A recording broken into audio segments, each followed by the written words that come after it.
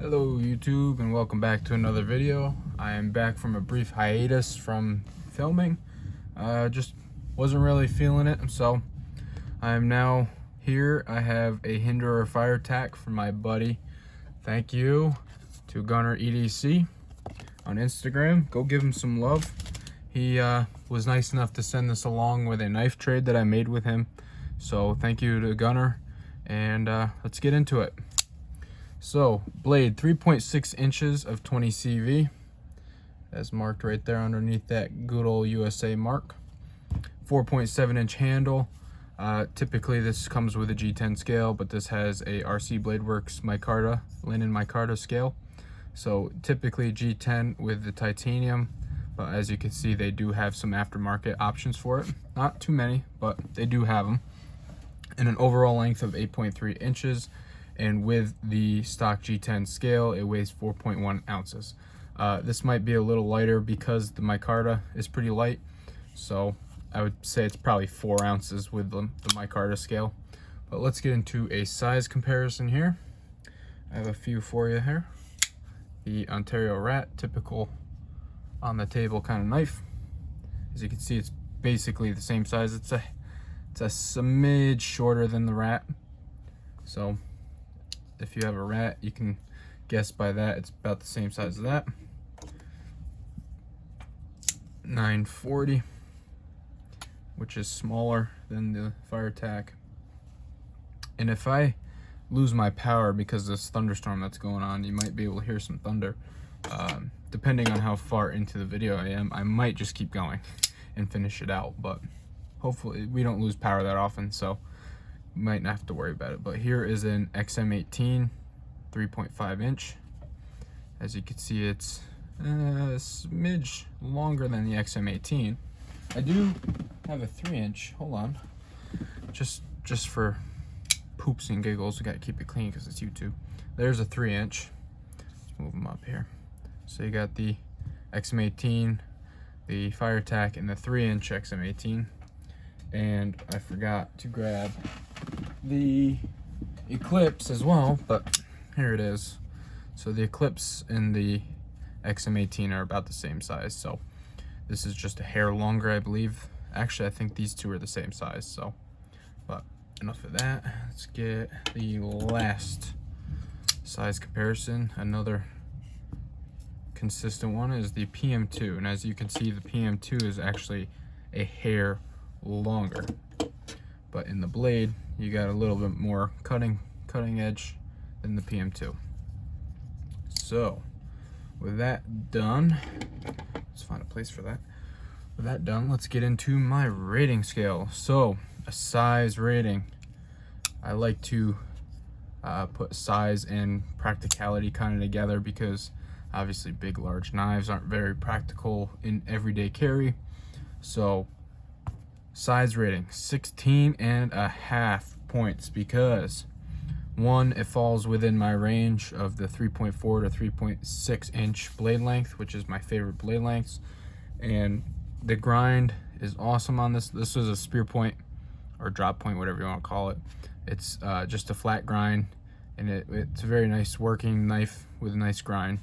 Then it's not too thick. I don't know what the thickness is, I should have looked that up, but as you can see, it's a good user length. They'll handle anything you want to throw at it. The handle gives you a full purchase on it. So, and in the pocket it's barely noticeable. It's not a pocket presence at all.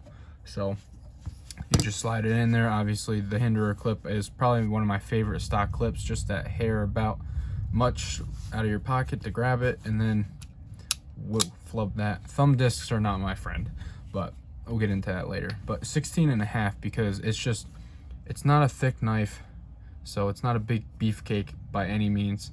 The purchase is great on it, the blade is great, so definitely a very good size. And it'd be cool to actually see a size down version of this, like a 3 inch version as well. I'm sure that'd be a hit, kind of like how the large and the small Sabenzas are. So, and that's another thing I'll get into eventually, is how I compare this to the Sabenza. But now, Ergos. So the Ergos are, as you can see, very plain. They do the job though. So my main thing with it is I believe that it's so fat down here, it gets a little too thin for my liking personally in this area, and it just makes it feel a little awkward. Not a ton, but it just feels like I'm a little close there. But in this area down here, it fills the hand nice.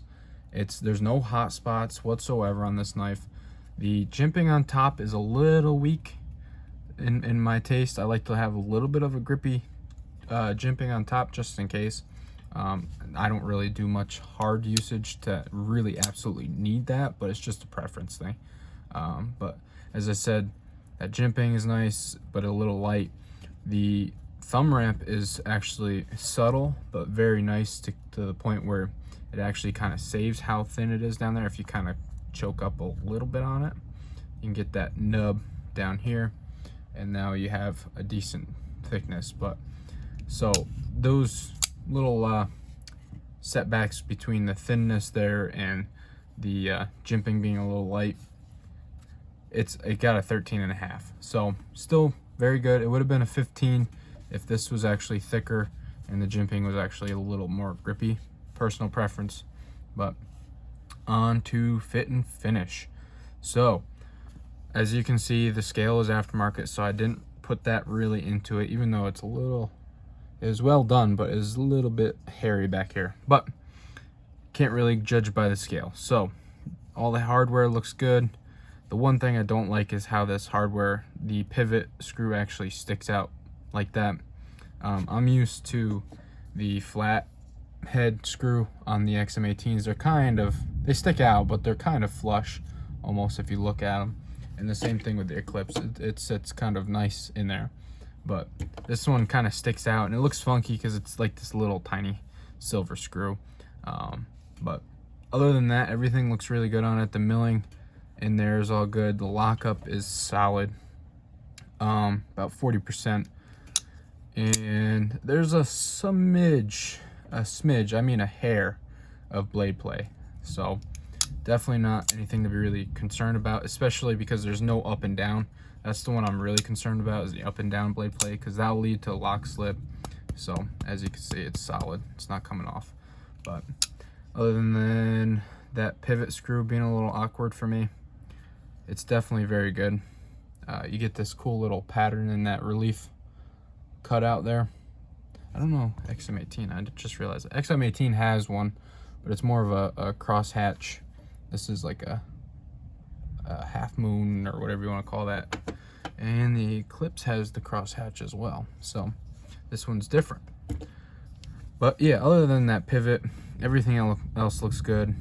All the milling's good. So I gave it a fit and finish of 14. I just wish that pivot was actually consistent with this one. So just another thing I'm being nitpicky. But action. Alrighty. So this one was what really surprised me about this knife. So the reason why I held out on buying this knife for the longest time was, I got something in my teeth. Jesus. Longest thing that held me back was I'm really stuck on the tri-way pivot system. As you can see, my XM18 and my Eclipse are both the most recent gens with the tri-way pivots. And I owned a Gen 4 Eclipse. No, Jesus. A Gen 4 XM18. I was looking at the Eclipse when I said that. Gen 4 XM18 Skinner. And it had the Teflon bearings, or Teflon washers. Jesus. And I just wasn't a fan of the Teflon. It just felt spongy to me. The detent was a little weak, and I just didn't really care for it. So from then on, I was buying the tri-way pivot only Hinderers, and this being just non-tri-way, I wasn't very fond of the sound of Teflon washers being in there. But when this came along and I first flicked it, I said, holy crap. Definitely very smooth and nicely broken in, but just in general, it just reminds me of a very, very, very, very broken in Sebenza, to the point where the blade will drop shut with a little help. So Spidey flick, no problem. Thumb flick, no problem. And the detent is perfect on this. So you barely have to give it a little nudge out of the detent pocket and it flies open. And as I stated with fit and finish, no lock stick. I did not say that actually. I just realized that I did not say no lock stick on this. So, but definitely a very fidgety knife for a thumb disc knife. And I'm typically not a fan of thumb discs, but this one is just done so well. It's in the right position as well, so that helps. The action is just fantastic on this knife. The detent is perfect.